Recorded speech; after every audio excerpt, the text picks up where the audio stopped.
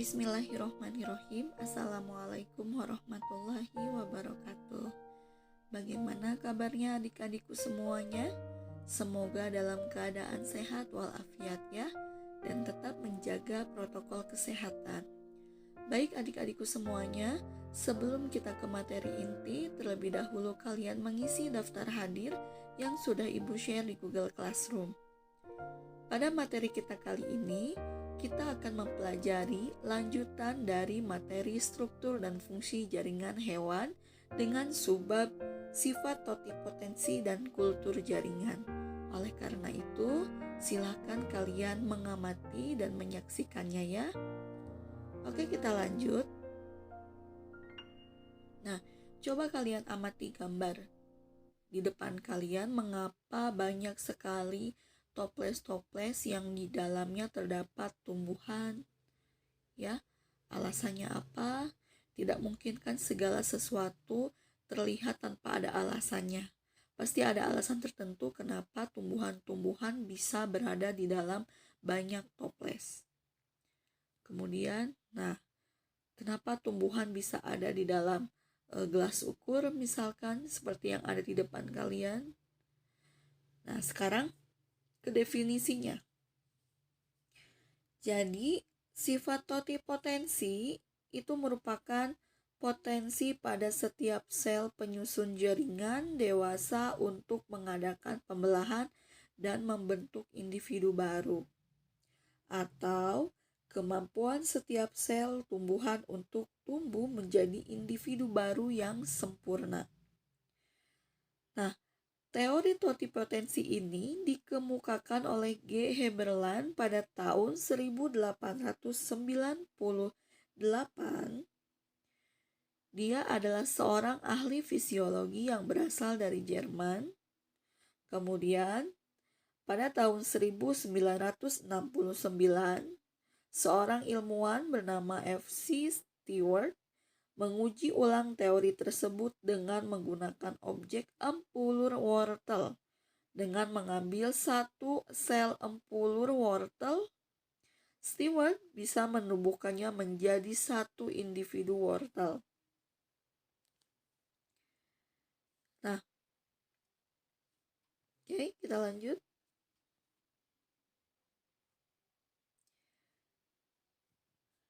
Kemudian, selain totipotensi, kita juga akan membahas tentang kultur jaringan. Jadi, kultur jaringan itu adalah suatu teknik untuk mengisolasi sel, protoplasma, jaringan, dan organ dan menumbuhkan bagian tersebut pada nutrisi yang mengandung zat pengatur tumbuh tanaman pada kondisi aseptik sehingga bagian-bagian tersebut dapat memperbanyak diri dan beregenerasi menjadi tanaman sempurna kembali.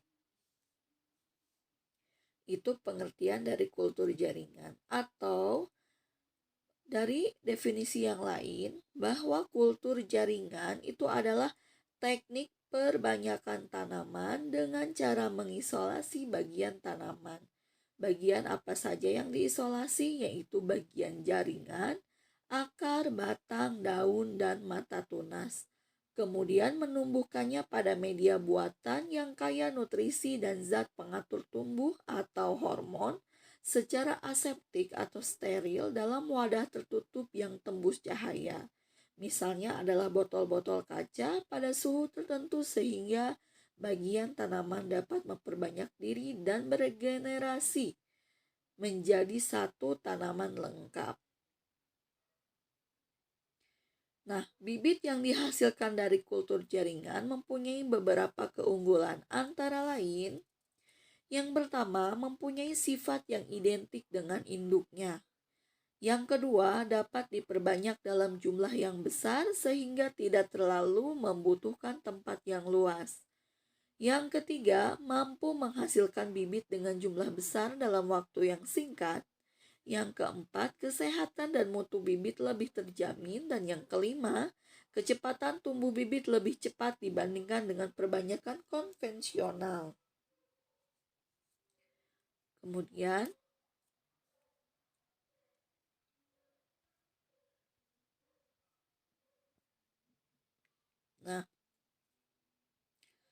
cara kultur jaringan. Cara atau teknik kultur jaringan memiliki landasan kultur jaringan didasarkan atas 3 kemampuan dasar dari tanaman, yaitu adanya totipotensi, kedua, adanya rediferensiasi, dan yang ketiga, adanya kompetensi. Nah, tahapan atau teknik kultur jaringan yang dilakukan dalam perbanyakan tanaman dengan teknik kultur jaringan itu adalah yang pertama adalah sterilisasi. Mohon maaf, ini ada kesalahan penulisan. Yang kedua adalah pembuatan media. Yang ketiga inisiasi. Yang keempat multiplikasi. Yang kelima pengakaran. Dan yang terakhir adalah aklimatisasi. Oke.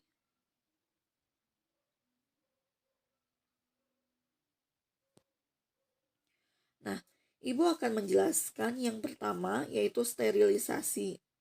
Sterilisasi itu segala kegiatan pada kultur jaringan harus dilakukan di tempat yang steril. Kemudian, yang kedua adalah pembuatan media. Pembuatan media ini adalah komposisi media yang digunakan bergantung pada jenis tanaman yang akan dikultur. Yang ketiga adalah inisiasi. Inisiasi adalah pengambilan eksplan dari bagian tanaman yang akan dikultur. Kemudian yang keempat adalah multiplikasi.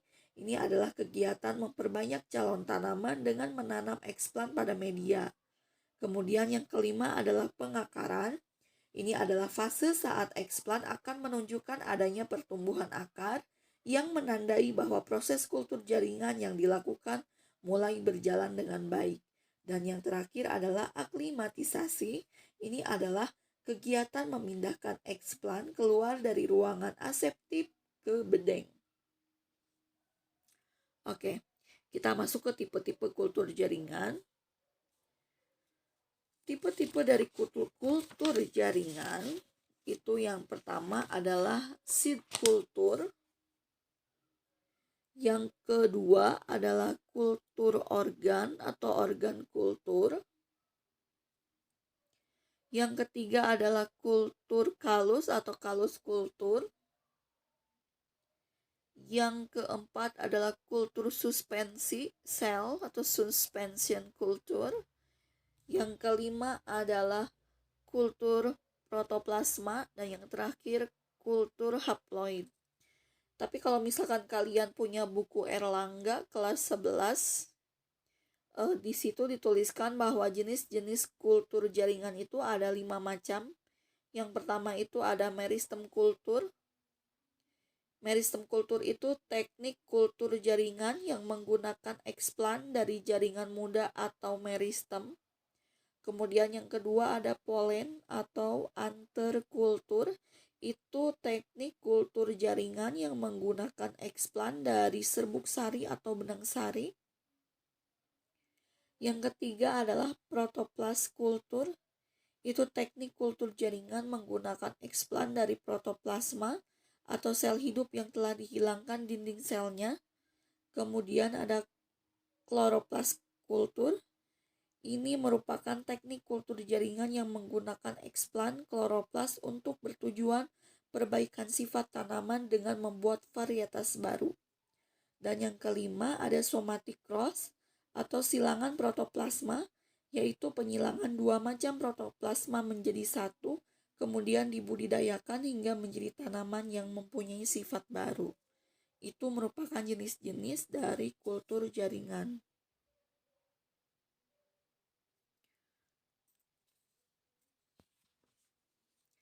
Kemudian selanjutnya, cara mengkulturkan jaringan Itu yang pertama tadi sudah dijelaskan oleh Ibu adalah mensterilkan eksplan. Yang kedua, gunakan botol atau tabung yang sudah disterilkan. Isi dengan media, masukkan potongan jaringan yang sudah disterilkan di atas media dalam botol. Kemudian yang ketiga, simpan di tempat yang aman pada suhu kamar. Tunggu untuk beberapa lama, maka akan tumbuh kalus atau gumpalan sel baru. Yang keempat, kalus yang tumbuh bisa dipotong-potong untuk dipisahkan dan ditanam pada media lain. Yang kelima, kalus tersebut akan tumbuh menjadi tanaman muda atau plantlet, kemudian pindahkan ke pot. Nah, ini sebatas pengetahuan tentang aplikasi kultur jaringan pada bidang agronomi. Yang pertama, aplikasi teknik kultur jaringan dalam bidang agronomi itu adalah perbanyakan vegetatif secara cepat atau biasa disebut dengan micropropagation. Kemudian yang kedua, membersihkan bahan tanaman bibit dari virus. Yang ketiga, membantu program pemuliaan tanaman atau kultur haploid, embryo rescue, seleksi in vitro, variasi soma klonal, fusi protoplas, transformasi gen atau rekayasa genetika tanaman. Dan yang terakhir adalah produksi metabolit sekunder. Oke, alhamdulillahirabbil alamin, ternyata materi kita sudah beres, yaitu di materi bab 2. Mudah-mudahan ilmu yang kita dapat bisa diambil manfaatnya dan berfaedah tentunya ya.